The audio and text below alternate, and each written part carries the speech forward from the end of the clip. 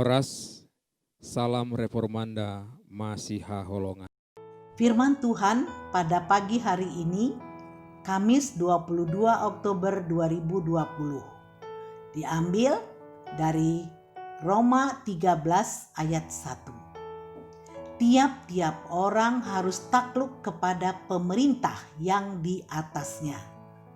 Sebab tidak ada pemerintah yang tidak berasal dari Allah. Dan pemerintah-pemerintah yang ada ditetapkan oleh Allah. Dalam ayat ini, Paulus memberi perintah yang jelas bahwa setiap orang yang percaya kepada Allah Sang Pencipta dunia ini, yang percaya kepada Tuhan Yesus Kristus dan Roh Kudus, harus taat dan menghormati pemerintah. Sebab pemerintah tersebut berasal dari Allah dan ditetapkan oleh Allah sendiri. Sebab pemerintah yang baik untuk disukai oleh rakyatnya dan akan bekerja semaksimal mungkin demi kemajuan, kesejahteraan, dan kenyamanan rakyatnya. Rasul Paulus mengingatkan kita bahwa bagaimanapun baik atau buruk yang pemerintah, orang percaya harus tetap tunduk. Apa alasan Paulus menyatakan demikian?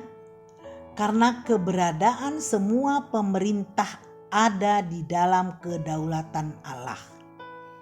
Jika pemerintah itu jahat, maka Allah sendiri yang akan menumbangkannya, menghukumnya pada waktu yang ditentukannya sendiri.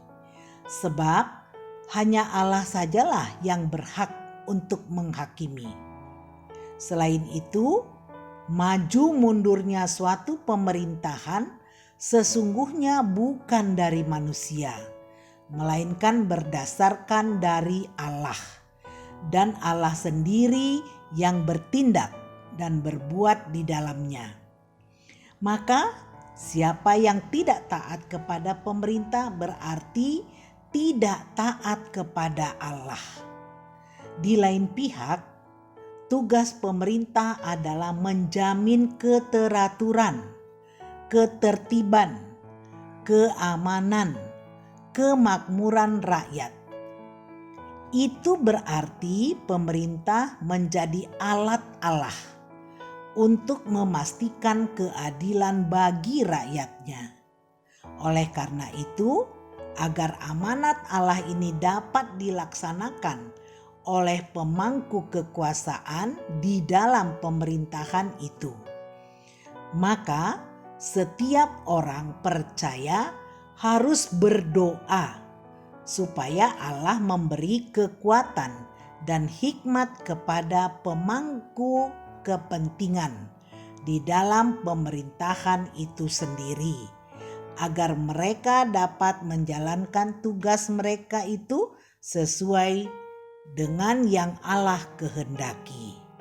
Amin. Mari kita berdoa.